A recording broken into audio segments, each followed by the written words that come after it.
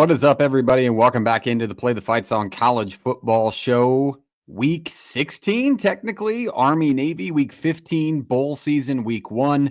We won't get a chance to talk to you until after 4 or 5 bowl games have passed, so we're going to cover those tonight. But we have an absolutely packed episode, a ton of cover, a lot of coaching news, a lot of transfer portal, which is now open, news to go through. Then we will talk about our playoff thoughts because the college football playoff got announced since the last time we talked to you. And then we will go into our Army-Navy preview and the week following bowl games. Boys, how we doing tonight? We got a lot to cover, so I want to be short with this. But JP, how we doing? You ready to cover bowl season and Army-Navy? I think I'm more excited about this Army-Navy game than anything else right now. As you should be. I think it's going to be a gem. One of the most hyped games all season once we realize both these teams are pretty good. What do you think? Initial thoughts? Jake, you ready for Army-Navy, America's game? TikTok shorted you of your cool hype video today. TikTok always trying to take down cool things that we like to put up, but they're just haters, and that's why we don't like China. But Meta wasn't having in it either. Instagram didn't want it to work. Like, it was just a mess. That's because that company's a mess. They're going to close January 5th. TikTok no longer a thing come January 5th. So as of now, seriously, it's banned. Yeah, banned January 5th. I actually kind of hope so. I'm over it. I am over TikTok. I don't even have the app. Reminder, folks, this is the man responsible for Play the Fight pod on TikTok once it gone. It's how many of our if you found us from TikTok that you listen to the show, more credit to us, I guess, and happy to have you in. But I just doubt it. More kids not our main driver. Yeah, they just want to sit in the comments and the back and forth. Some things I get to read on my hype video between Indiana and Ohio State, just some of the back and forth. Milrow better. It's good comedy. Milrow better. I mean, it's good comedy. Absolutely. But all right, follow those social pages if you haven't. If you want to get your last couple of months in, at Play the Fight Pod on TikTok, as well as X, Facebook, Instagram, everywhere you can find your socials, we are available. We appreciate you being here. Let's start off the show tonight with hitting the like button and hitting the subscribe button. No other college football show is going to cover all these bowl games as well as we are trying to. It's very hard, which we will go into when we preview those games, but we are going to cover the majority of them and post those previews. So we appreciate you being here. Hit that like and subscribe button today. With that, let's go into coaching news. I'm just going to go down the line, read these off. Then I'll go over to you two. You tell me what you think about some of them, what stands out to you. I'll lead it off, of course, with the main man of the hour. Scott Frost goes back to UCF to try and reignite that spark. Tony Gibson to Marshall. Charles Huff to Southern Miss. Tim Albin to Charlotte. Mike Gundy was in contract renegotiation, kind of a standoff, as people were saying through the media. He should be back at Oklahoma State. Belichick just got hired today at North Carolina, 3 years, $30 million. Rich Rod goes to West Virginia. And Barry Odom, the UNLV head coach, heads to West Lafayette to coach Purdue. What move stands out to you, Jake? Who do you want to break down? I think we have to because it's the most recent and it's going to be the most talked about thing probably up until the college football playoff is Bill Belichick coaching college football. I just don't think there's a lot of things that go into it, but it feels more like a publicity stunt to me. Now, before, people scream at me and say he is a 6-time Super Bowl champion and arguably the greatest football coach of all time. This doesn't make any sense to me. He can't relate to his players. He basically ran himself out of an organization where it was really hard to do that. Like I said, you won 6 Super Bowls there, and your play was so bad and your draft capability was so bad down the stretch that they had to get rid of you to move forward, and you wouldn't. I don't know. I saw another thing. He hired as a GM. We might want to give your mic a half second. Give it a half second, but I'll make a quick point while we let it breathe. Does North Carolina know that people under the age of 65 can coach football? I feel like they have presidential requirements to coach football in North Carolina. Go get somebody young and hungry if you're trying to rebuild from what you're at. I mean, why does it have to be a 65-year-old with 64 years of experience? I mean, it's insane to me, but go ahead, Jake. Exactly. That's insane. He's the president. Get that man in the office. Yeah, I don't know. My hunch is that they portal all of their talent. I don't see this being a recruiting trail type thing because he's only getting a 3-year deal. So I would imagine they'd be heavy on the portal, but it's just I don't see it working out. I think Cover 3 was the one who mentioned like Lovie Smith and Herm Edwards, like 2 former NFL guys who went back to college. I think it's a little bit different, but at the same time, those went pretty poorly as well. And I don't know if it'll be that drastic, but like, is Bill Belichick going to be okay with going to the Duke's Mayo Bowl at 7-5 after his first year? I just don't know. That's a fair point. What do you think, JP? Which one stands out to you? I mean, if we're talking about that one, I think it is similar to the Herm Edwards and Lovie Smith one. It's a football program that's not traditionally talented.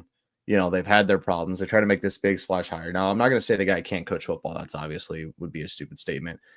But how are you going to get kids to want to play for you, right? Like, what does he do different? He plays the CEO very well. He right? does like, this, Jordan.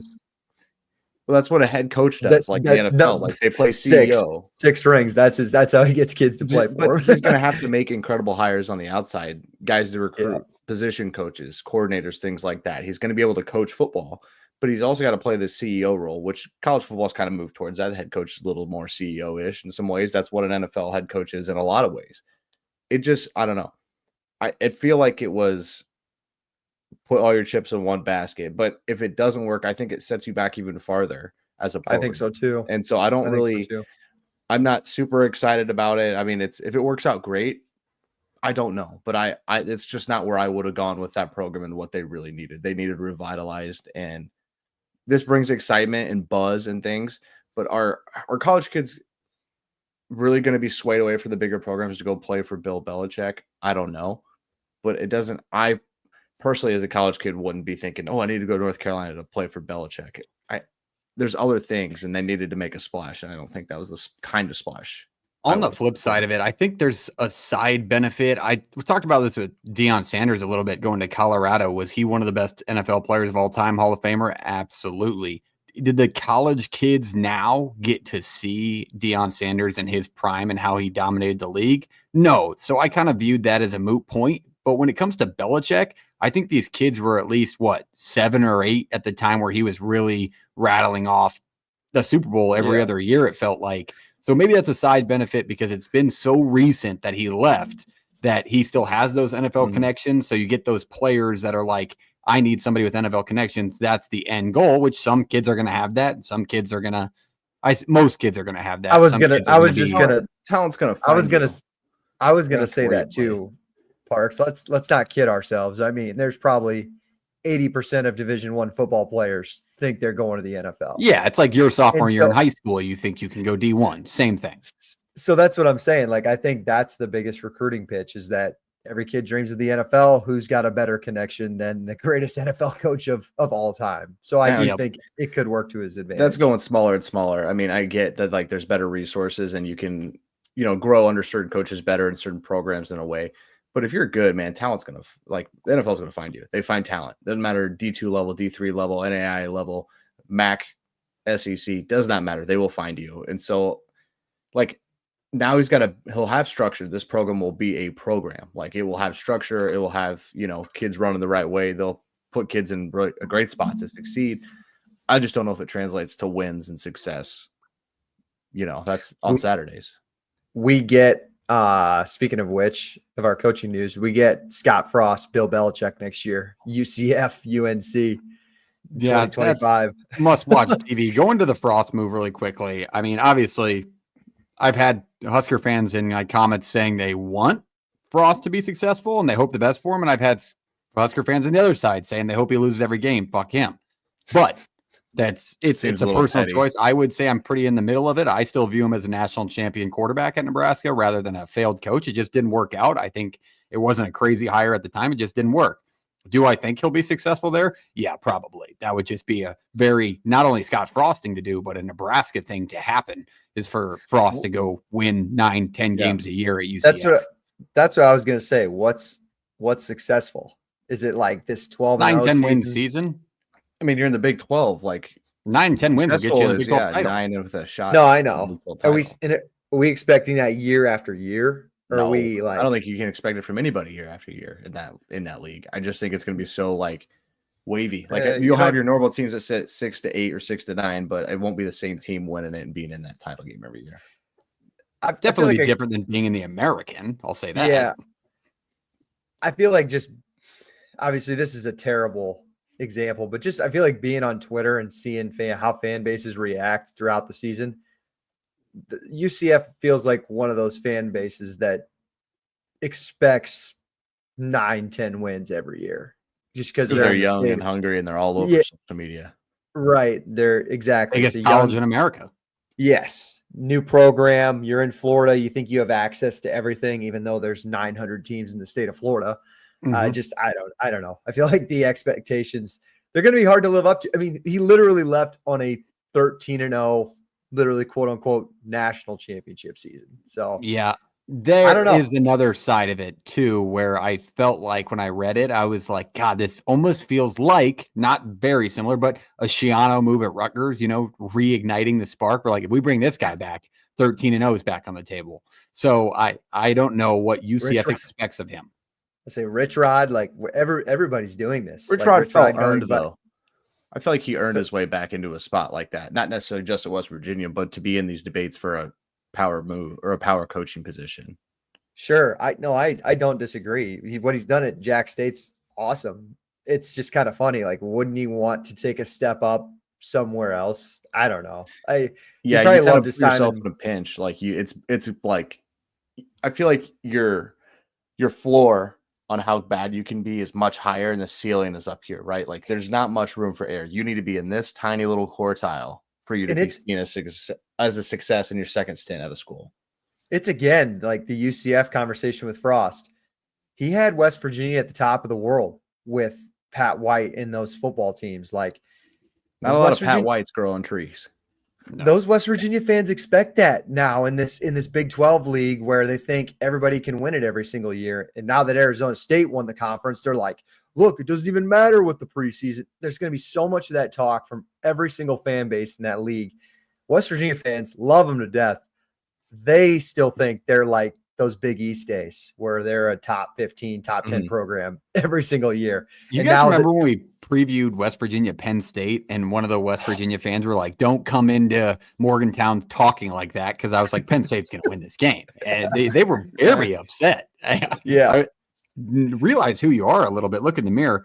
Let's stay in the Big 12. Jake, what do you think about the whole Gundy negotiations? I was happy that they're going to give him, looks like, more time, because I just didn't want him to go out that way. One of the more successful tenure coaches in college football history. I mean, 10 wins seasons and 8 of the last 10 seasons. What did you think on that? I'm in the camp of if you aren't going to just cut it this year, like what do you have to wait for to cut it? Because I just don't see Gundy being a guy who maybe 2 or 3 years from now, they'll probably be good enough. Maybe they do win 9 or 10 games. They win the conference. And then it's just like right into the sunset. No, it's Mike Gundy. He'll be around for another 5 years after that. I think it was time to rip the Band-Aid off. I think he's lost the locker room. I thought he lost a lot of players. Guys are hitting the portal now. And it was even, you kind of saw the writing on the wall last year with those first 5 games or so, and they got boat raced by South Alabama at home. And then Ollie Gordon just saved the whole season. Then they go back this year. They don't give Gordon the ball, and now they're sitting at 3-9. I don't get it. No wins in the conference.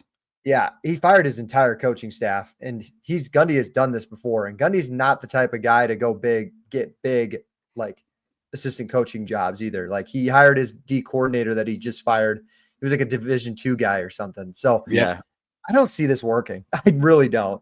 What do you think, JP? I know you're a little bit of a Gundy guy. What did you think on it? my whole outside take on it is the moment that we start to get bad publicity and the university and the program start to hurt as a whole, that's when we got to really think about it. Like if we're worried about him getting money and he's more worried about getting his money from a university he attended and has been there for all that time, it feels like priorities in the wrong spot. And I'm not saying that. I'm just saying how it feels from the outside perspective, because that would be weird for me to tell him or, make a claim that his priorities are out of whack. But as soon as it hurts the program and the school and the money and the thoughts is that it should come to me and we should do things my way, it starts to just build up, and that makes coaching for a guy like that, taking a job there, unattractive to prospective coaches, to recruits, to transfers, things like that. So if it's going to hurt the program or the school as a whole, I'm not a fan of it. The only other coaching thing I wanted to touch on was two that I thought were kind of the right direction after we talked about the hire Temple did, right? Like going and getting a program builder. Tim Albin to Charlotte helps a ton. Yep. I mean, you got to build some kind of culture there. Biff Poggi obviously had the locker room. Guys are on his side, and just something else didn't work out, right? Like they really liked playing for him, but now you're bringing in a guy who people love to play for. Mm-hmm. He's got a winning, he wins a lot of games. He watched his entire team basically transfer either right after or in December, and then after spring practice, he lost another heaping, goes and wins the MAC. I think that's a great one. And then Barry Odom, Purdue. Yes. I think Barry Odom is a good hire. I am not sure if Purdue's where I would go if I'm Barry Odom. No, like your stock can either blow up to a point where you're going to get a call from Ole Miss in a couple years, or you could end up back coaching at, and I mean this, and no offense, but at like Utah State or I don't know. UTEP. I'm thinking of a Mountain West school. Yeah. Like it just feels like one of those. Like you really need a lot of things to go right to win at Purdue.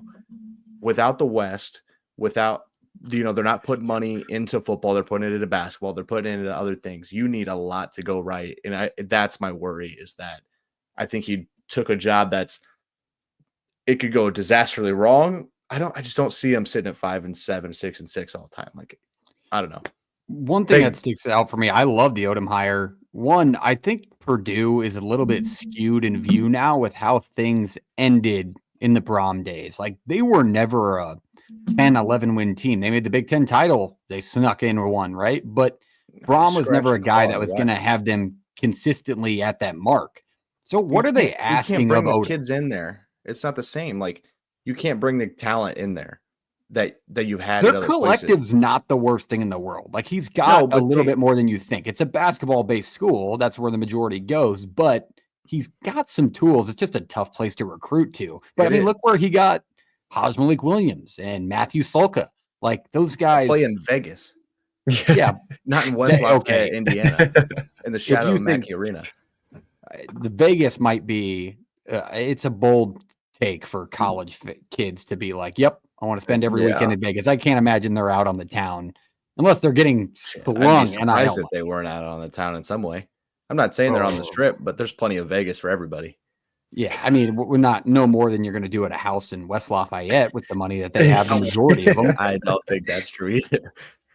I don't know how long you've been to Vegas, buddy. We're talking about $30, $40 cocktails at some spots and down there. They're not ripping. I'm sure there's a $5 beer somewhere. Oh yeah, college. There's right next to the bed bugs. Yeah. I think it's really, really ballsy for Barry Odom to take the jump to Purdue. Thought you could do another good year at UNLV, and then a lot more jobs would open up next year, and that would be a lot more people would want him. A lot more secure than Purdue, but yeah. I don't know. But it's also a way into the two biggest conferences. This is he's a power player now. Yeah. Those conferences, though, they all have teams that are just trying to win now every single year. So I would imagine another Big Ten job or SEC job. I think there's going to be a couple of SEC jobs that probably open up next year. Arkansas was like one that comes to mind. I just think that's a better situation than Purdue. But I will say, love the Tim Albin hire. I don't want to change the subject, but I just wanted to say I love that. I think he's going to be awesome there. All right, we're already 20 minutes in, so let's transfer over to the transfer portal. Few big names, same process. I'll go down, name a few that have gone out and up. Garrett Nussmeier returns to LSU for one more year. Big redemption piece for them. Devin Dampier to Utah. Hunter Zambrano to Texas Tech. And then Princewell Umanuelen goes to Ole Miss. Is that official or was it crystal ball? I never saw the official notice late. I was going to say that one's crystal ball. So that one's crystal balled. Could also end up at Florida State. Tony White's transfer from Nebraska over to Florida State. Could also end up there along with Terrence Knight and the defensive line coach. High projected player. Yeah. But another one that we didn't list down there, but Jake's got it on his little caption there. KJ Jefferson heads back to Sam Pittman in Arkansas. So Is he going to be Is the that starter? official, or is that? That's I'm pretty official. sure you guys got hoodwinked.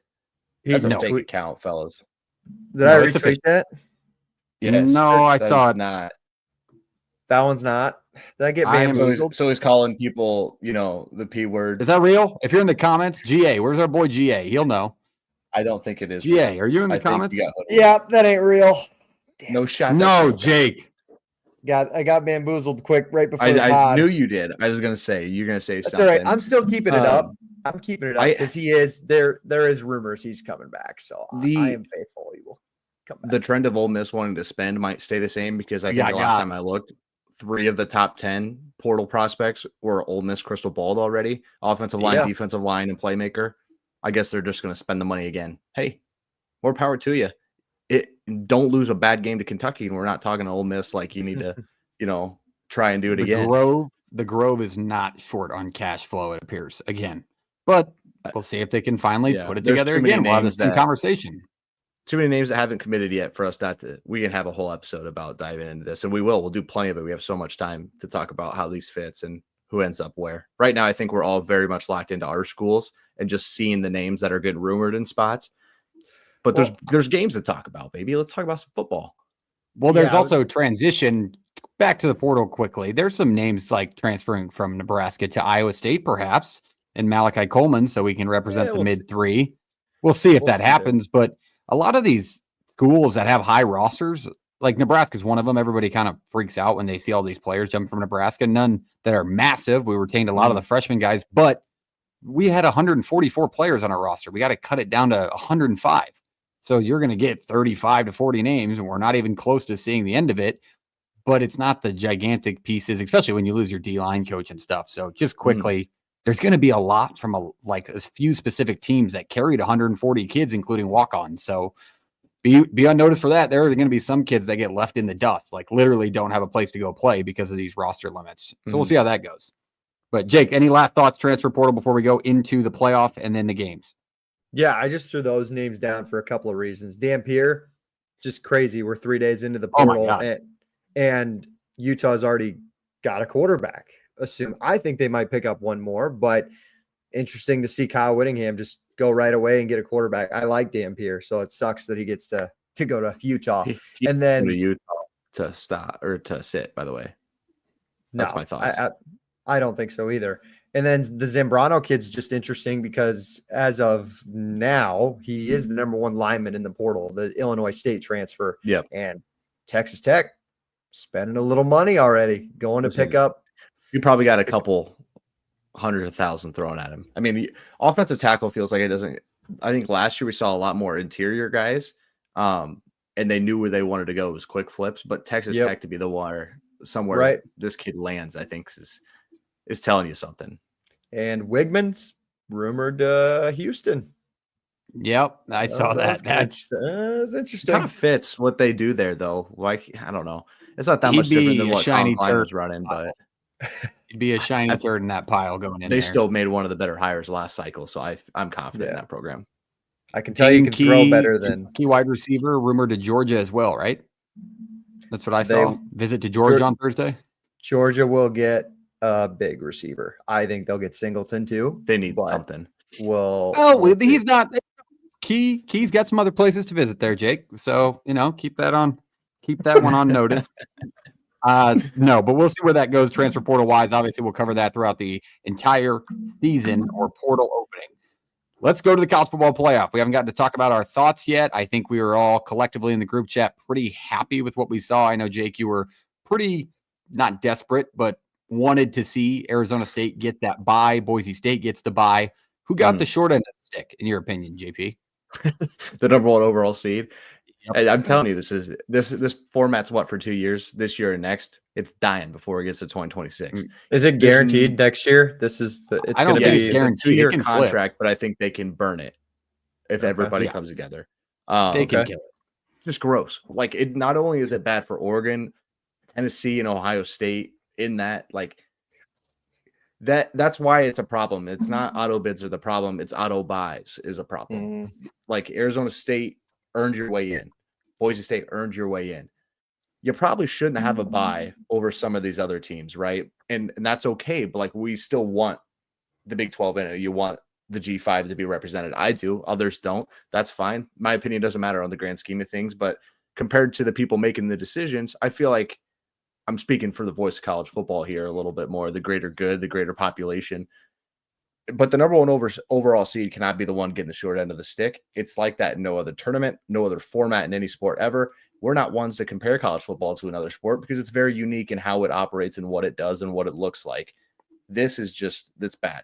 And if I'm Oregon, and I'm Dan Lanning, and he's great at this, is just motivating his guys and getting them ready to go. But somehow he's got to find some bulletin board material. And I don't want him to point it too outward and be like, the playoff committee, like it's like this, you got the hardest path. I think he just really needs to get that team focused after that first round one. But outside of them, like Texas at 5 made sense to me on how it all laid out.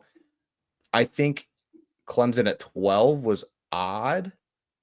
Did anybody else like getting the 12? Like you couldn't theoretically move them above South Carolina in front of them. Putting them in front of SMU is a little crazy. But they didn't move them up because they can't rank them above South Carolina and other stuff. Okay, well, no longer matters because South Carolina is not in the playoffs. So I don't care what the rankings say anymore. It matters to nothing. Yeah. So seed them based on what happened. If we're going to let the conference title games have, their buzz and mean something, then I think SMU should have been in. I was very vocal about it. I really thought SMU deserved to be in. But it is weird to me that they are a higher seed than Clemson and how things roll out. That's it. That's kind of what I thought on that one. I think when I looked at the playoff, I liked it. I think all the teams got in. The seeding was a little bit not great for me because I wanted Arizona State and or Boise State to get a home game. I think those are two places that are good for college football for people to experience. Boise, Idaho in the end of December, electric. Arizona State's got a great atmosphere when they are decent, and I can't imagine, like, they were great at the Big 12 title. What was Arizona State's ranking? They wouldn't have gotten a home game, but Boise State would have. Boise State, I'm pretty sure, ended up at 8. Thing is like change their damn rankings. Put the rankings aside. Just what the 12. In the last week, it doesn't matter. The rankings don't matter. Like you just seed them up. Yep. Like let them line up. I don't think you should reseed it either. Like I've heard people say reseed after each round. I don't know if I love that idea.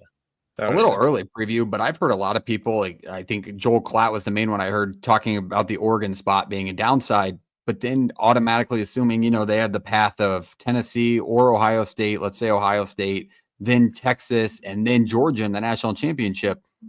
What a way to just write these teams off again. Joel, do you just want the 4-teamer back? Like Arizona State is legitimately good. Like Arizona State playing Texas, there is a plus minus on both sides of it. I understand Texas will be a 6.5-point favorite, but Arizona 14. State, you think it'll be that high? I don't know. With some of the spreads we had in conference championship week, I don't know if it'll be that high. Pate's FanDuel hypothetical projected point spread for Arizona State, Texas was 14 last night. That would be shockingly high. Well, we'll see I think a lot of it depends on how Clemson competes in Austin, but we'll see. I think Arizona State stands a better chance than people think. It's a legitimately good football team with one of the best running backs in the country that should be in New York. That's not. So don't sleep on these teams. Matchup for Arizona State. I think isn't it funny? You're telling me he's just gonna. I understand he's a great back, but he's just not gonna run through the teeth of that defense. That's let anybody do it the entire year. It's the best front anybody's seen. It's the best front in football. Like he's not. He'll go for 100 if he gets 30 carries, but he's not. I don't know. We're talking hypothetical. Texas. I am typing hypothetical. I'm just saying. Jordan. We gotta let the games play out. I was just gonna say, and Arizona State's defense is pretty good too. I think it's just funny. We spent the entire year since the college football playoff rankings came out about who deserves to be in, who should be ranked this, that, and where. And then once the playoff finally does get out, the whole week it's just been bitching about the buys. And, this team got screwed for where they were seated and that team got screwed where they were seated. I don't like the auto buys. I definitely think that those will get pushed away, but I was actually a big fan of how it turned out with the auto bids on Saturday night. Like Clemson kicking a 56-yard field goal to go to the college football playoff.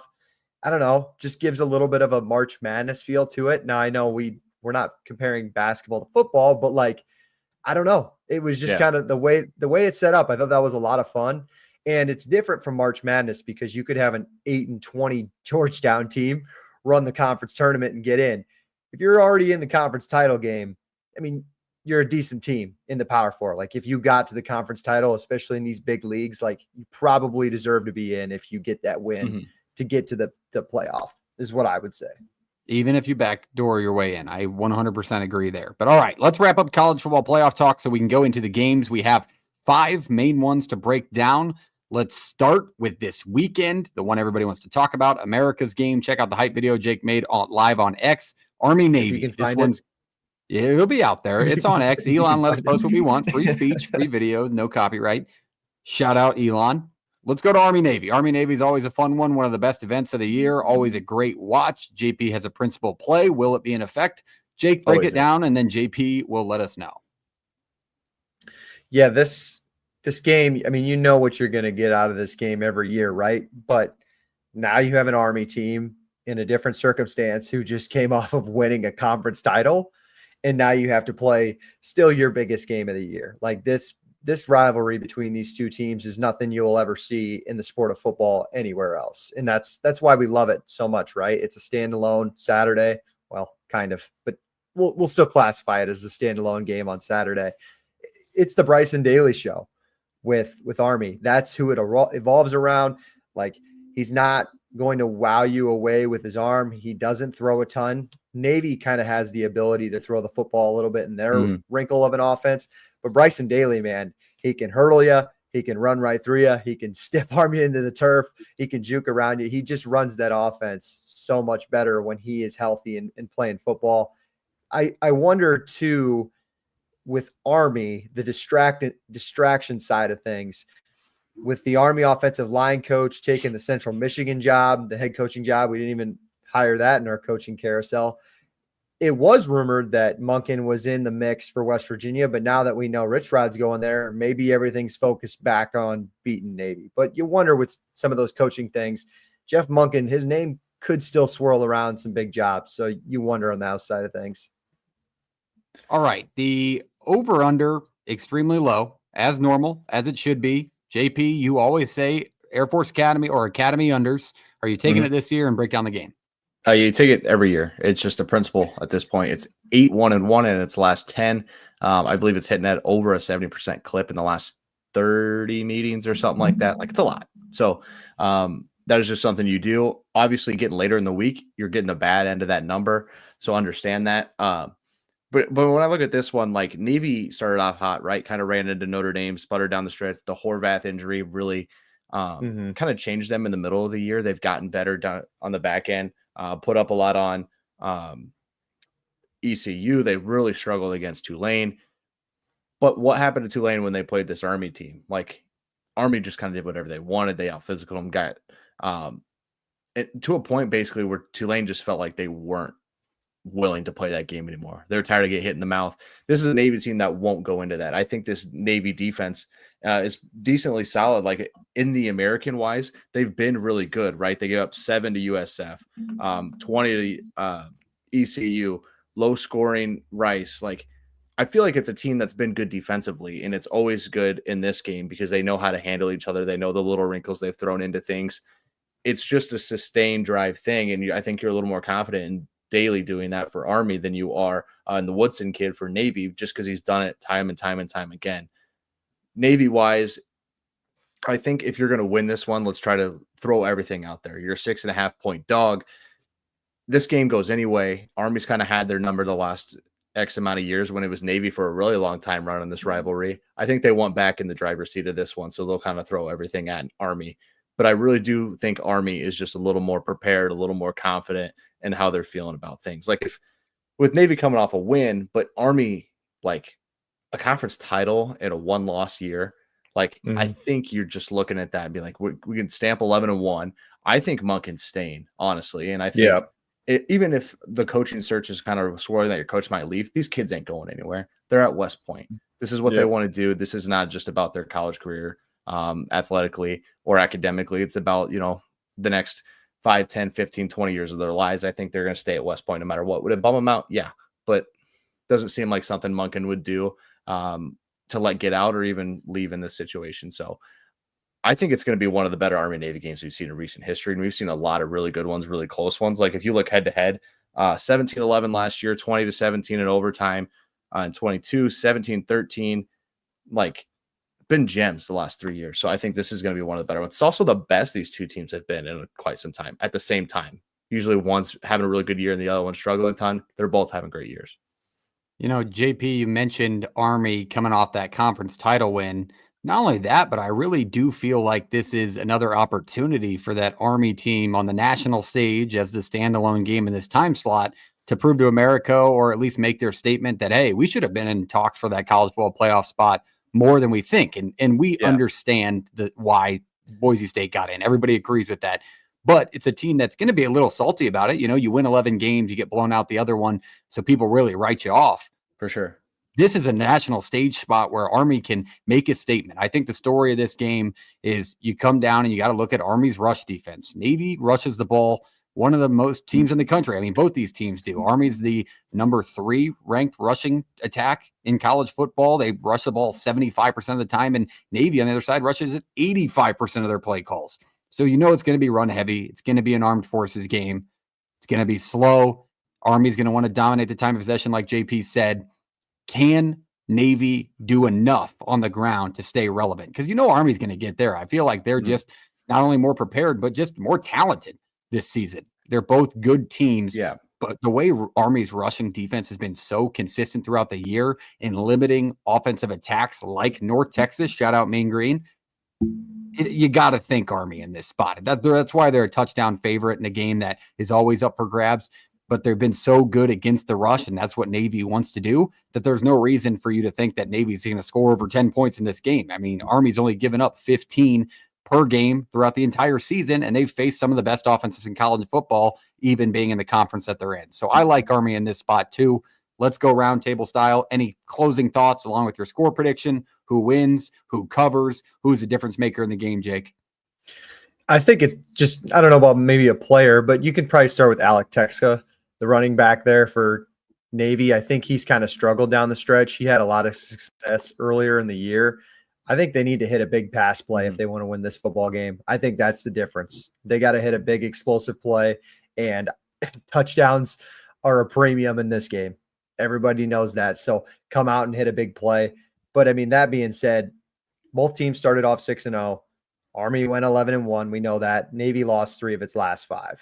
Army's just, I think, a much more physical football team, and they're going to win this game pretty easily. And shout out to my boy Reese. I mean, it's always go Army, beat Navy. So yeah, if for some reason this is your first show, our 4th co-host is stationed in Syria right now, live action in the Army. So shout out Reese if you're somehow live action remake. No, but he's in Syria right now, serving our country. So shout out Reese and Army. He'll be all over the Black Knights this weekend. All right, JP, who wins? Who covers? Yeah, I think anytime that this game has a superstar in it, I think you lean with the superstar just because they change games, right? Keenan Reynolds' time at Navy was just different. Navy was dominating the rivalry. It was a ton because of the quarterback and how talented he was. Same situation here with Army with Daly. I think Reynolds is the better quarterback overall. Like that's who I would take between the two. But that's obviously no slouch towards Daly and Army here. I'm going to stay within the number here. I think Navy stays close. Army wins close. I'm not going to go out there and tell people that, like Jake did, Navy isn't physical. I think they're physical enough. I just think they've ran into some issues and injuries down the stretch. I'll go Army here like 17-14. This is close. This is tight. It's low scoring. But I'm going to take the playmaker at quarterback for Army and that team to win it. Let's go unanimously because I like the Black Knights as well. I just think the rush defense is the main key factor, I think, for when Army, I mean, teams only rush the ball 25 times a game against them, and it may not be a stat you hear a ton, but nobody does that in the country. Now, Army's number 1. They see the least amount of rushes because of how good that defense is up front. So when you have a team like Navy, I just think it's going to be too much with that defensive Army. I like Army to win and cover in this spot pretty handily to make that statement to the college football universe. But that is unanimous pick. I'm sure Reese will be all over Army as well, so we can just put him down for that. But that is the Army-Navy game for this year. Make sure to tune into it, 2 p.m. live on CBS. This one's always a standalone must watch. I don't know what the weather's going to be. Anybody hear anything on the weather this year? Where's the location? I'm sorry. Like it always changes every year. Where's it at? I saw Northwest Stadium. I can't remember what the city and state was, but that's the Northwest correct name for Stadium? the stadium. Yeah, I don't know what that means either. I literally I thought it was going to be in Philadelphia. I always thought Not it to was like Maryland. city? Is it Aberdeen? Summerfield, Maryland, Summerfield, Maryland. what where the stadium? Commandos play. I was gonna say, is it the Commander Stadium? Yeah. Yep. So it's in Okay. DC. Huh. All right. Well, That's a there good it is. spot. It's a horrible Army Navy name this for a year stadium. should be absolute must-see TV, so make sure to tune into that one live on CBS. Shout out Army, shout out Navy. We appreciate your service, and we will be watching you this Saturday. With that, let's go into bowl season. But before we do, let's talk No Rivals. Shop norivals.com. Use the code PTFS at checkout for free shipping on all your premium collegiate headwear. I got the Mean Green Classic hat on right now. Got the script on the side, high brims. Check these out. Christmas is right around the corner. Never hurts to give a late Christmas gift. Just let somebody know you're thinking about them, even if it's after the 25th. So get those ordered today and use the code PTFS at checkout for free shipping on all of your hats, plus sweatshirts. We haven't even got to talk about that yet. No Rivals has dipped their foot into the sweatshirt game. They have some espresso, some black looks, really nice, clean sweatshirt looks. Haven't gotten a chance to put one on. Hopefully soon. Our good partners will send us some, but shout out No Rivals. Shop norivals.com today. Follow us on all platforms at Play the Fight Pod, Twitter, sorry about that, X, Instagram, Facebook, TikTok, all the above. Make sure to hit this follow button. Subscribe on YouTube right now. Hit the like button right now if you're still viewing. Now it's time for bowl season. Let's lead it off with a very fun one. Let's go into the Veterans Bowl. Let's talk South Alabama, Western Michigan. I had to use the shitty old Western Michigan logo. I'm sorry, nobody prefers this one. But South Alabama's a 7-point favorite in this one. Let's talk about who's in and who's out of all of these games. That's where we're going to start. Jake, take us through who's in first and then who's out on both sides of the ball for these teams. I think we need to first preface by saying, we upload these videos. I'm assuming It's Wednesday, December 11th. Thursday night. Guys leave, guys opt out every single day. So we're doing the best we can in giving you guys this. But before we go into bowl season, I wanted to give you guys a stat because betting bowl games is very, very hard. Underdogs were 21-18 against the spread last year in bowl games. So keep that in mind. If you lean one way, keep that in mind. Barely above 500. Stat of the day. But the underdogs did. They won like the first 7 bowl games. So I'll outright. keep you there. Big spreads, by the way. Keep that in mind. We have a lot to get into. All right, who's in, who's out? Let's start with who's out. I think the biggest one in the game, it starts with South Alabama's running back, Fluff Bothwell. Kid had a huge freshman year. He's got a ton of Power 4 offers already in the transfer portal. He'll be out. I expect Kentrell Bullock to get the team carries as he actually leads the team in carries. So he's probably going to be the go-to guy. Jordan Scruggs, starting cornerback for South Alabama. Ricky Hyatt. This is a guy who played every game for South Al at safety. And 2 starting defensive linemen for Western Michigan, Corey Walker and Ontario Thompson. For who's in, there are still some guys. Like Jaden Boyson was first team all-conference safety for South Al. And Jamal Pritchett, first team all-conference wide receiver for South Alabama. And I expect Gio Lopez to also play for South Alabama as well, the quarterback. He's a stud. And then there's a couple of first team offensive linemen, Mac for Western Michigan, and their leading rushers, who they rely on a ton at running back for Western, are still going to play. So your main guys in this bowl game, besides Bothwell, I feel like are going to play at this point. So that's something that's to be excited about for Saturday. Unless it's one of those jump off the page, like standout G5 season transfers, like Bothwell will be, I feel like we're going to get a lot of the majority, at least star power worth watching, playing in these games for what these teams were able to do. I mean, we're talking about 6-6 teams here, or 7-5 teams. So yeah, you got to take a plus minus. But when I look at this game, I just look at whether or not, South Alabama has some talent out. You obviously mentioned that, but Gio Lopez has still been a pretty good quarterback for them, especially on the back half of their season, won 4 of their last 6 games.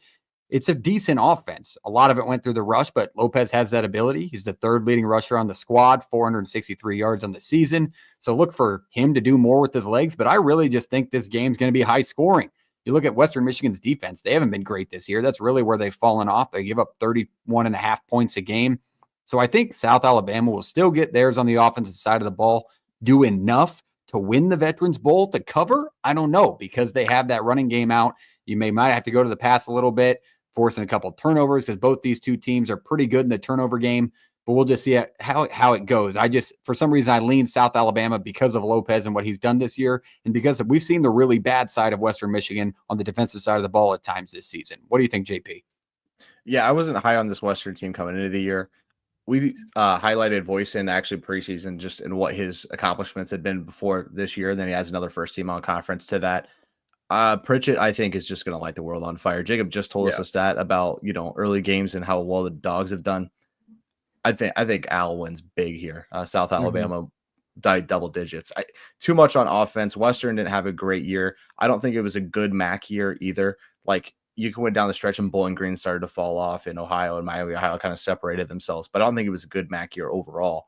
So I'm not going to take a middle of the pack. It wasn't a good Sun Belt year, but this feels like one of the better equipped teams for a bowl game from the Sun Belt at this point in time. So South Alabama, double digits. All right, 2 on South Alabama. Jake, who do you like in this game? I will be, for my 70 followers on X, I think I'm gonna bet every single bowl on game. Your new account. You're not an actual full loser. New account, college football. You can follow the username right there. Jay Schaefer. You could do CFB. like 25 days of Christmas, but 25 days of bowl bets. Bowl games. We're doing them all. Clips. Yeah, do some clips. Get it rolling. You take the little ring off. First one, I'm gifting America here. I actually have the over in this game. Western with both of its running backs back. Their defense isn't very good. That's why they lost 3 of their last 4. I love Pritchett and Lopez. Like, I think the last time I watched those two was that Thursday night against App State, where they just scored a billion points and played so well. So I think this will be high scoring. JP, I lean more towards you. I will say I lean more South Al blowing this one out more than anything. Shout out Ontario Thompson, former Iowa Hawkeye. Oh, is he? Yes. There you go. They had a lot of dudes. They were one of the first teams that had like 12 or 13 dudes jump in the portal. Like, right away. That was his first year at Western too, was this year. Pascuzzi just got offered from him. Iowa's tight end. They hit a portal. So there you go. There's a MAC connection if you can't tell between Iowa and these MAC schools. I don't know if that's something to brag Midwest. about. That's Midwest transfer portal right It there, is, baby. fair. MAC to the Midwest. That's where they go. It is 100% where they go. But that one, check that one out. That one's in Montgomery, Alabama on the 14th, 8 p.m. Central late time game. It is a home game. Yes. Wait, absolute home game. Guys, I mean, it's not. They're from Mobile. I know, but home state, that's a home game for a bowl game. You're driving. Dozens of people will be fired up to watch this Salute to Veterans Bowl. Dozens, including us. Let's go, including us. So bowl season matters. We should have prefaced with that. We are stands of that. It was in our X bio for a long time. Bowl games matter to build the brand of these G5 programs, to see young talent take the field now, especially with all the opt-outs. Yes, the opt-outs hurt college football fans, including us, but it still matters to win a bowl championship, to have a chance to get 2 weeks of extra practice going into the next season. Bowl games matter overall. So definitely pay attention to bowl season. They are important, especially to me. I love bowl season. But all right, that is the first game. Check that one out, December 14th. Let's go to the next one, to the Omaha branded bowl, the Scooters Coffee Frisco Bowl. This is an Omaha, Nebraska based brand, Scooters Coffee. Shout out Scooters Coffee. Very delicious, until pretty well yesterday. priced. What? You didn't? It's only in the Midwest and Texas now too, but yeah. I recently just found, not like actually yesterday, but I recently just found out it was based out of Omaha. Here's your fun bowl fact of the day is there you go. Bowl games are not like crazy expensive to sponsor when it comes to business money terms. It's only like 350 to 400 grand to have your name on a bowl game. Which that sounds like a ton of money. I get that. But in the business world, it's not. It's meant to be. Sales are going to be skyrocketing. Coffee's going to be at a premium on Tuesday. They're going to be like, what's the reason? They did open two Scooters locations the day of the bowl game last year in Frisco. That was I know their big move with this. So maybe that's the move. That's what I love bowl season so much, all the greasy little stuff going on. But this one's going to be fun. Memphis, West Virginia. We just talked about West Virginia's coach hiring. Memphis, a team that beat Iowa State in their bowl game last year, had a chance to make some noise at the end of the year, beat a really good Tulane team. Let's break this one down. Jake, tell us who's in, who's out on both sides of the ball for these squads. Yeah, we should get pretty good participation, which is a little surprising with the Neil Brown firing at West Virginia. Yep. As far as I know, the only guy I really have listed down that's significant is Josiah Trotter. He was Big 12 Defensive Freshman of the Year. I don't know if you guys remember the name Jeremiah Trotter. Really, Yep. really good NFL linebacker. It's his kid. So he's entered the portal. Don't expect him to play. But as far as who's in, think the big names on both sides. Seth Hennigan, the Memphis quarterback. I expect him to play. Wyatt Milam, first team offensive tackle for West Virginia, expecting him to play. And Jaheim White, the leading rusher, he's kind of been their go-to guy on that offense. As far as I know, he's playing right now.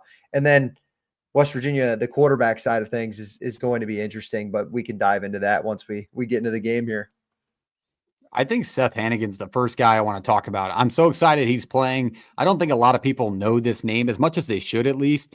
All-time leading passer in Memphis football history, one of 3 active players to have over 100 career touchdown passes, along with Dylan Gabriel, Will Rogers. He's an elite player, man. He's thrown for over 3,200 yards again this season and only 6 picks. So I really like that he's playing in this game because he's definitely one of those guys that you could see opting out, saving himself for the combine. But no, he wants to play one last game in the Memphis uniform and just extend that record. This Memphis offense is awesome. They can score a ton of points. Their fallback the entire season has been they can't stop a runny nose. The good news is on the opposite side of the ball, West Virginia has some problems on the offense. Not enough that Memphis isn't going to give up theirs, but I think Memphis's offense in this spot with Seth Hannigan and the weapons that they've had, which got them back to the college football playoff rankings to end the season and a win over a really good Tulane team, will be the benefactor and difference here. So I like the Tigers off the rip because of Hannigan and his weapons. On the offensive side of the ball, high-scoring game, though, in my mind. What do you think, JP? Yeah, I'll be pretty quick with this one. I think it just comes out of motivation factor and the understanding that there was a firing on the West Virginia side. And is it Chad Scott, correct? OC's running this. Chad Scott, offensive coordinator, is being germ. It's a motivation factor, and what Memphis does and their ability to get up for these bowl games, it feels like they really like any shot at one of the power conference schools. And so I like Memphis in this spot, high scoring, but just the team that wants to go out on a high note, right? They expect it to be the G5 bid. They're not. I think West Virginia is ready for change and ready to get on with things, especially after Rich Rod just got hired on. So I like Memphis, and I like high scoring Memphis. I like that. So match me up. Let's go, Jake. What do you think on this matchup? Any breakdown and who wins, who covers? Yeah, we say bowl games matter, right? Mm-hmm. And sometimes between two teams, it's all about which one matters more than the other. And being on the other side of this last year with Memphis playing Iowa State, you could tell it just meant a lot more to Memphis. They've got kind of this like chip on their shoulder, especially when they get an opportunity to play a P4 Big 12 school that they kind of think they're on par with, and probably talent-wise they are this year.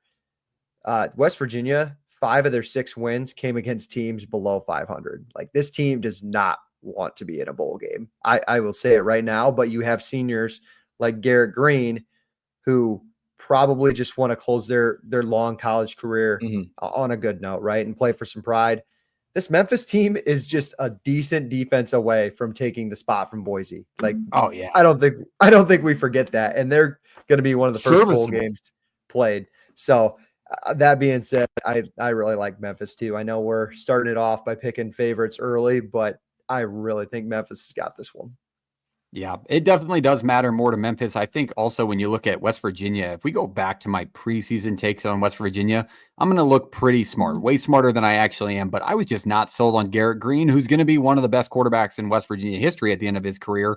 But when this team struggles, he's really bad, man. Like, he's gone 9 for 18 with 3 interceptions and losses to TCU. Like, when he's not perfect or the game changer, this West Virginia team just can't win. So I don't think he's going to be that in this spot. I love Seth Hennigan in this spot. So give me Memphis. Roundtable pick, all on Memphis. It's another unanimous one on a favorite. Hopefully that won't be the stat line after Jake just told us all the underdogs were rolling early in the season. But that is the Frisco Bowl. Check that one out. That one is also, the 17th, also at 8 p.m. over on ESPN. Shout out bowl season. Let's go down to the next one. Let's go to the Boca Raton Bowl, James Madison and Western Kentucky. This one has some very notable opt-outs along with injuries. Jake, take us through that list. Yeah, this list Where do you is start? long if you're Western Kentucky. Your second leading receiver, starting tight end, starting nose tackle, your third leading tackler, starting linebacker, starting defensive end. On the other side, JMU has a starting offensive tackle out, but let's not forget, last night in my notes, I had Caden Velterkamp, the starting quarterback for Western Kentucky, playing. He is also in the portal along with TJ Finley, Somebody's the gonna backup. love having Veltkamp on their team next year.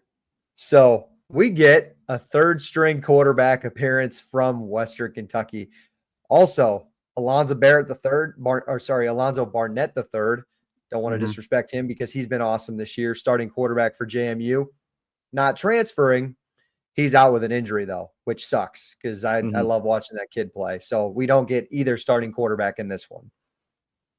Yeah, that's definitely notable. I want to say the thing that sticks out to me is one, on the Western Kentucky side of things, they've gotten some wins on their schedule. You know, they rattled off, went 7-3 to kind of make themselves a notable team, got the big win against Jack State, and then get absolutely drubbed when it matters, 52-12. Now you end up with 1,000 injuries and you got to play a James Madison team where right now with the players who are injured on Western Kentucky, you got to feel like James Madison feels more confident, and it matters kind of equally to both of these teams. But I just don't know if Western Kentucky can have a third string quarterback come against a team who handled a North Carolina team who ended up firing their coach on the road. Not to mention Western Kentucky, one of the top 5 worst rush defenses in college football this season. So look for James Madison to run the ball, slow the game down a little bit. Yeah, run the ball. Technically, that could work. But I look for him to run the ball and take advantage of a bad and banged up Western Kentucky team. So I like the Dukes. Another favorite, I don't know if they'll cover because the line's a little bit greasy for my liking, and Western Kentucky's still a good team, but they can't stop the run. And it's moving too. I mean, we have 7.5. It was 7 last night. It's 9.5 now. We're recording this on Wednesday night. As news comes out, it's going to get up to 10 or 11. Yeah, but James Madison to win the cover, whatever. Yeah, my whole thought process on this is that, you know, Western is one of those schools where they feel like they give kids a second chance to come in and, you know, second life. Like TJ Finley, not second chance, third or fourth, but Veltkamp should have been the guy early. I think he understood kind of that offense. They are very good at getting talented and making the best of what they have. But when something like this happens, where it's just kind of a mass exodus, understanding they had a good year and they feel like they have opportunities elsewhere, the Conference USA isn't where I would put my money on a lot of depth being. I'd put the Sun Belt above it. And for that reason, I think that's why this line's moving. I also think James Madison has kind of developed this culture outside of, you know, losing McLeod and some other ones, making a great hire and just making sure that this thing stayed, you know, level and on par with what James Madison expects to be. So I expect James Madison to have more depth. I just also think they're a better football team and a better conference. So James Madison in this one too. Jake, we're rounding out with 3 unanimous picks. Do you guys remember last year? I believe it was South Al versus Eastern Michigan. I think that was the biggest spread of all the bowl games. It was like 16 or 17. And South Al just beat the piss out of Eastern Michigan. Granted, I think that game was literally played at South Alabama Stadium, but either way, does have a bowl game. Yeah, the line was right there. Billy Atkins will get the start for JMU. Bob Chesney, you know, I saw a clip. He's got a lot of confidence in him to run the ball like Barnett does. And you get George Petway, the running back for JMU. And Parks, you said it, this Western Kentucky defense struggles against the run. Hey, and they don't have an offense to keep up. We still really like this Chesney hire at JMU, right? Not to sidetrack things, but I still think it was a great hire. Really good season. They're taking a step back because they don't have McLeod and they don't have, you know, some of the other guys that left after the change from Cincinnati to Chesney. Tyson Lawton. What do you think Bill Belichick would do if his team gives up 70 points to JMU? He'd be like, he'd walk in bring in Tom Brady to recruit quarterbacks. Yes, I don't really think we should have gone out there and done that, but he just can coach them up, but it doesn't really do too much for him. That is actually shockingly accurate for the impressions you usually shoot for JP. That's pretty good. I'll give you that. That was really good. But no, I think that we're all about their girlfriends right now than they are playing football here for the Tar Heels. Steve, what do This you guy got? loves anymore? it. He's eating it up. He's eating it up now.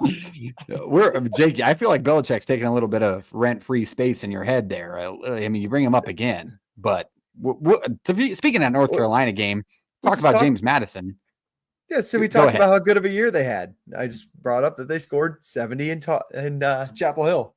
That was what I was going to bring up too. Is you got a third-string quarterback for Western Kentucky, force a couple of turnovers, all of a sudden you're in a Chapel Hill situation with this James Madison team and the Western Kentucky rush defense. So that's where I see it. But that is the Boca Raton Bowl. Let's go to the final one we're going to cover tonight. The LA Bowl, originally supposed to be Snoop Dogg, Gronk right? Bowl. But now it's the Gronk Bowl in LA at one of the most expensive, if not the most expensively built stadium of all time. Cal gets to stay home in California against UNLV, who is just found out their coach is headed to West Lafayette to coach Purdue. Let's talk about this one. Who's in, who's out? Break it down, Jake. Yeah, again, recording this Wednesday night. It's funny when I first noted this on Monday or Tuesday, Justin Wilcox, obviously coach speak, was pretty confident on who was going to play in the bowl game. He said Jaden Knott's going to play. We'll have to wait and see. He hasn't had a really good year anyways. He's kind of struggled. Lots of injuries for Hot. Yeah. I feel like he's been out every other week. So we'll see. Oh, yeah. I probably wouldn't expect him to play, but the bigger news coming out of it, it's Isaiah Hunter, their leading receiver, and Mendoza, their starting quarterback, is out. He's one of the top guys in the portal right now. Yeah. So he's going to land somewhere big. Somebody tweeted out after he said 98 yards with the boys, he goes 98 yards to the portal. Yeah, I saw that. I was like, that heartfelt speech meant nothing then? That kind of sucks. But then on the UNLV side, not a ton of movement at this point. I think Ricky White's going to play. Really good receiver. He's going to get drafted, man. He's really good. So I'm excited to see that he's playing. Jalen Catalon, Jackson Woodard, Mountain West Defensive Player of the Year at linebacker. And Noel Williams for Cal will be playing as well. He leads the country in picks. So something to note there. They got a little bit of defense on their side. This UNLV team was in a win and you're in spot in majority of people's minds last week in the Mountain West title. Couldn't get it going offensively on the road. I look for them to bounce back this week. I think we talk about it in bowl season because it matters a lot of who it means more to. I think UNLV, whether or not they lost their coach, they're still a talented football team, a confident football team with their abilities. I like Haj Malik Williams, the Ricky White connection. I like him to take advantage of all those starters on the offensive side of the ball for Cal being out. I don't think Cal scores a ton with the backups they have. I think UNL's defense, Jackson Woodard, guys like that can limit them. Jackson Woodard is going to be mentioned later in this episode for a reason that maybe not a ton of people would expect, but one of the best defensive players in college football this season. I think UNLV rolls in this spot. I like him as the underdog. They're probably not an underdog now with Mendoza going down. It's probably still changed. Nope, they're still one point underdog. You can get it for plus 110 on the money line or something. So technically, I like the running Rebels. That's just my take on it. I think it means more to this program, and they're a confident football team. And you know me as a G5 stan, I think they can compete with these mid-tier Power 4 schools all day long. What do you think, JP? Yeah, I broke down Cal in the preseason. I told you they had a legit shot to go win 8 games. Well, when a lot of people don't stay healthy, it's hard to do that. But also when we learned is like no Mendoza, no offense in a lot of ways for this Cal team. And so now that Mendoza's hit the portal, Wilcox has kind of got to look for a quarterback who really understands this. And he's not going to have a ton of bailout options as well on the outside. They've struggled when Mendoza's been out, and then he kind of came back, and they still weren't quite the same team they were earlier in the year, right around that Miami loss. UNLV, on the other hand, even with the Odom leaving, like it's not a team that loses its identity. I think they very much know who they are, and they still have the same leaders within the program. So it's a good defense in UNLV, and it's a Cal team that just doesn't move the ball well when they don't have Mendoza. And so I do like UNLV here as well. All right, Jake, round us out. We going unanimous on the underdog now? At least we can flip sides. Well, I will say, sorry, I was trying to look up if Chandler Rogers was going to play for Cal. I don't think he is. Sorry. No, I'm leaning UNLV here. The reason being is I think Brennan Marion is he the interim? I would imagine he is the interim coach in this game, right? Yes, let me see what's in the notes here. Last I saw. This feels like a job interview, right? Like I feel like the guys are going to really play hard for him, and I expect him to get the head coaching job, a day or two afterwards. So I really do like UNLV in this spot. This is a top 25 team, guys, who lost to Boise twice and got outscored by Syracuse. This is a really good football team who wants to go after Hosed by their. Syracuse. What's that? Sorry. Got hosed by Syracuse. Hosed by Those Syracuse. calls at the end of that game. Yeah, absolutely. So I think they're going for an 11th win and against a powerful opponent. So I think the motivation is all with UNLV here. All right. We're all in agreement on the Rebels, the underdog. There's your underdog play of the week as a group, because bowl season's weird. I think what we should do, going back to recap, just overall your bets, Jake, that you're going to do during bowl season as that closes out our previews for this week. I think you do like an advent calendar. You guys know what those are, where you like open them up, you get one day. Do an advent calendar for bowl games where you open Catholic, it up, take all the shit out. Advent calendar is. Oh, okay. Fair enough. We're getting into religion. Nobody come at him in the comments. Open it up and then just pull out nothing, but then Photoshop in your play of the day. That would just be elite content. We would have to post that out on the Play the Fight X page. Follow it at Play the Fight Pod. With that, that's the end of bowl previews for this week. The last thing we have to get to, already an hour in. If you're still here, we love you. We love you. We know you love college football. Hit the subscribe button. Hit the like button. Let's go into award season. We are covering that tonight, gentlemen. Correct? As it award show is tomorrow. Yep. Right. Yep. It works for me. Okay. Hard to give best bets and dog's dog when we have 4 games to choose from in bowl game season. Our dog's dog, we'll do it as a group. We're all on UNLV. As of right now, they're an underdog. Otherwise, we're just throwing things out there. Best bet can be the under, and not at the number. Best bet Army. No, best bet Army. Oh, okay, Army. There's your best bet. I'll take Army as my best bet. UNLV is the underdog. So principal play is in effect this week. Let's go into college football awards. We made a whole show out of this last year. Going to do it quickly this season. Yeah. We'll still get the cool graphics made up the best I can. Let's start with Coach of the Year. I feel like there's going to be some nominees, cross nominees in this. Only 3 nominees, and we'll unanimously pick the winner. JP, I'll give you the first odds to give us your nominee. Man, I heard a lot. I don't want to go through my thought process in a lot of ways because I don't want to give away your guys's. Yep. But it'd be tough for me not to say Kenny Dillingham here, right? Exactly like what he went through. And I think there's great options and a ton of coaches that deserve to be out for the award. And we'll touch on some honorable mentions, but just where that program was, and what he had to do to get those kids in there. Like Scadabooza transfer him, not this year, but a year or two ago. Brought in Sam Levitt.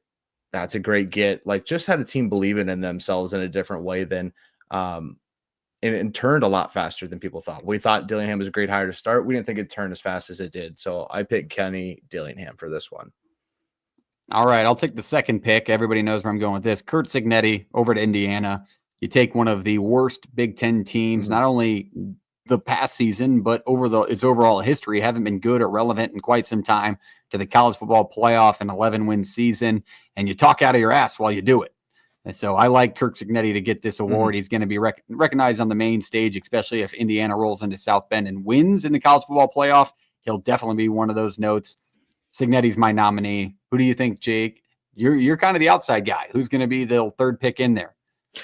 Yeah, because we cover every team around here. We'll go G5. I'll go Tim Albin. Okay, that was the one I wanted mentioned if it wasn't going to get mentioned. Yep, and I think Danielson could be up there for Boise too. Now I know we had high expectations for Monken. Boise, but Monken's a great one as well. But I thought Danielson, he lived up to the expectations. He got to the playoff. But we will go Tim Albin just because the expectations for Ohio were so low after losing Rourke and a ton of other talented guys at Ohio, and to go and win the MAC just in dominating fashion doesn't get enough recognition. Absolutely. All right. Unanimous pick. I'm going to probably sway it. And we know it's JP's pick, but I like Kenny D to win this award. I feel like Cignetti is going to get most of the national ones. Kenny Dillingham is what he's done at Arizona State, not only to make them competitive, but with some of the G5 gauntlets that they went through. Texas State as your G5 opponent's not an easy pass. State. Yeah. And it was a tough game to go into. I love his way his demeanor, the way he's carried himself throughout the season, how much he takes pride in being a collegiate football coach. So I'm giving Kenny D with what he's done. He carried Arizona State from a doormat to the college football playoff. Jake, you in agreement? You okay with an unanimous decision in the Big 12? Yeah, we can. I was actually going to go Sig. I thought just because of being his first year and turning it around just was incredible. And I know it's Kenny's second year, but yeah, I'm good with Kenny D. That's fine. First round bye. That will be the difference if anybody asks. He got his team a first round bye. And you got to mention Signetti on the downside, which is hard to find. Indiana hasn't beat a team over 500. Yep, that's definitely worth mentioning, but they are where they should be. I'm not saying they don't deserve to be there. Don't cut my head off, Hoosier Nation, even though it's basketball season. You're probably busy. But all right. That is Coach of the Year. Let's go on to the next award. This one's pretty straightforward. Our Heisman, our Player of the Year. Who do you think is going to it? The 4 that are headed to New York: Dylan Gabriel, Ashton Jeanty, Travis Hunter, and Cam Ward. Is it one of those 4, or do you have somebody on the outside? Jake, you go first this time. Is there any argument for Jeanty, or are we just going to say Hunter? Because I would like to. There is an argument. I don't think you can say there's not an argument. I think no, we're not picking Travis Hunter. It's Ashton Jeanty. Okay, we are. We're going to stir the pot. It could be either one of them. They're both. One's dealing, with one that's ranked in the top 5 in proficiency on both sides of the football, and he's been unreal on that offense. I understand he has other weapons around him. But I couldn't give a shit less how many snaps you play. We're talking about guys who are going to surpass the best collegiate running back of all time. Yes, I would agree. That's why the argument's there. That's where I wanted to go, because this whole thing that Travis Hunter is just average on both sides of the ball is just stupid. It's not true. He's not. He's great. He's just not better than Ashton Jeanty. He's top 3 in his league, and maybe, why his numbers aren't crazy defensively? Because they won't fucking throw at him. Yeah. So that argument is horrendous, that he's just average because he plays both ways. But the year Ashton's had, I definitely think he deserves more talk. Obviously, Colorado's done a really nice job of marketing this, right? And he's been literally on a bigger spotlight.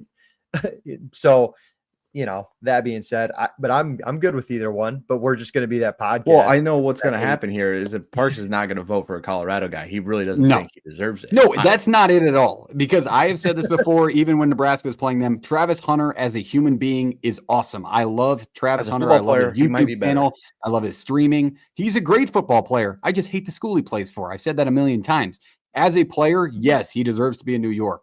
But if we're going to let a guy literally outrush Barry Sanders and then talk about not winning the Heisman Trophy, we're insane. That is the award is a moot point. He's in the college football playoff. You haven't ran into a guy in Travis Hunter like in how many years either. Like if they're on separate years, there's not really a debate. Like I would argue that if we're in a Devontae Smith year, they both win it. Or it's a good Heisman year. It's a really good Heisman. It's an elite Heisman year in the SEC. I would say Scadaboo not being there is a rip because I don't think I think Gabriel's been really, really good for Oregon, but I don't think Gabriel's the reason Oregon's where they are. See, that's where I'd rather have Scadaboo in over Cam Ward than Gabriel's been really, really good. I know, but I don't think that he's changed completely who Oregon is and what they do. The only thing he's done outside of Nix is, turn the ball over a little bit less. They've added way more receivers and weapons for him this year. The defense is better. Here's my take from Dylan Gabriel. We should outlaw any Heisman winner if you go through 5 years of college, fantastic. You come back for your 6th year, you can't be eligible for the Heisman Trophy. If you're a 6th year player, you cannot be eligible for the Heisman Trophy. You're 25 years old. You should dominate 19-year-olds. Stop doing that. The last argument for Jeanty versus Hunter is more valuable. You take Hunter away from that receiving core. While he is tremendous, they're still pretty damn good. And you still have Shedeur Sanders, Jonte Wester, Will Shepard, still good room. He actually has guys attracting the talent away from maybe all focusing on Travis Hunter. Very good point for GT. Correct. And so, if you take GT off Boise State, Boise State's not Boise State. They're a 7 or 8 win football team, probably. I'm good with either one, but he's the Heisman winner. I think this might be the closest Heisman race of all time. I don't know. Not according to the odds market. It's a brand race. It's a brand race. The odds market says Hunter's going to win by a landslide. Yes, it's a brand race. If Ashton Jeanty played at a low-tier Wake Forest, it wouldn't be an argument. But because he plays in the Mountain West, every casual loser bitch wants to tell you that he's not good because he did it against Wyoming. Love you, though. We love you. The sport. No. I'm standing up for him because this but is they don't all vote for he the did it Heisman. against Oregon, but they go, oh, it was weak too. It's a workaround. He's done it against every team all season long, even when he's injured. He's the Heisman Trophy winner. He's the best player in college football. I know, JP. I'm arguing towards the casuals saying, well, he doesn't play both sides. Shit, if you want him to play DB, he could probably be pretty decent at it too. He's just a running back. He's carrying the ball 40 times. Let me know when Travis catches the ball 40 times in a game. I'd like to see him at nose tackle. Just got short and stocky. Yeah, he's probably pretty quick off the ball. He is probably quick off the ball. He just clogging holes. We can go with GT. I'm not going to complain about that at all. I will absolutely be mad if Ashton GT does not win the Heisman. I will probably won't win the Heisman. You're going to be It's a brand race. Of course he won't. Because you're going to be disappointed. I mean, he doesn't send care packages to the NCAA begging for it. So why wouldn't he? That's another story. But all right, Ashton GT, Player of the Year. On the positive side of things, I bullied my co-host into not wanting me to be mad the rest of the show. I love that. But Ashton GT, Player of the Year. Let's go Defensive Player of the Year. You can go first. JP, you want me to go first? Yeah, Jackson Woodard, UNLV. I told you I'd mention him later in the season. I want to give a little G5 recognition. You're going to get the big draft eligible guys. Jackson Woodard's going to be one of those. But I just love the way he plays the game. He really carried that UNLV defense outside of the second matchup with Ashton GT through a lot of those games. He almost single-handedly won that Syracuse game by making a few plays at the end. But he's just a guy who goes nose to it and makes a ton of tackles and a lot of plays. And basically that entire defense ran through him through all their success. So Woodard from UNLV is my pick. What do you think, JP? Man, you can go a lot of different spots. I'm going to go Carson Schwashinger from UCLA. I think that UCLA defense is really good. I think it is really good when he is leading the charge and doing what he's doing. So I'll go Schwashinger. Doesn't lead the country in tackles, but he does lead the Power 4 in tackles. He doesn't have a gaudy turnover numbers, but just what he was able to do with that defense and get better and better as it went down the stretch, I think is huge. So I'll go Carson Schwashinger. I hope I'm saying that right. You nailed it. Great pick. Jake. I think two guys on the same team, the same line could maybe win this award, but Nick Gordon for me. Yeah. I just think, he was just such a game wrecker. Mm-hmm. And that Texas A&M defense was a big catalyst to why they had such a good first year for Mike Elko. I like that pick a lot. All right. We got some good nominees here. We're going to have to break it down. Anybody, I'll let you be the deciding one, JP, unless you're sticking with your own. If you had to go another way, who would you pick? I go with Jake probably. Okay. I think just based on name recognition. What they were able to do. Yeah. And wins. And I agree. Absolutely. All right. Nick Scorton, our Defensive Player of the Year from A&M, the Purdue transfer, absolute standout in the SEC on the defensive line. That's a great pick by us. Offensive Player of the Year, let's focus on one side of the ball. Could be viewed as the Heisman. Let's go outside of those nominees. Jake, give us the first one. You just said stay outside of the nominees, but I really wanted to give it to Dylan Gabriel.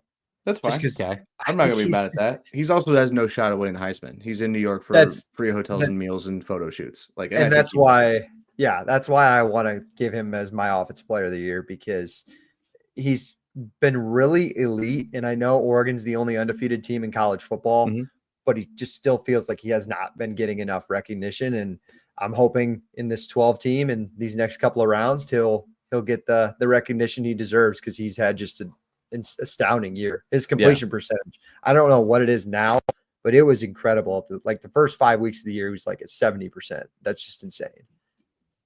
All right. Good one.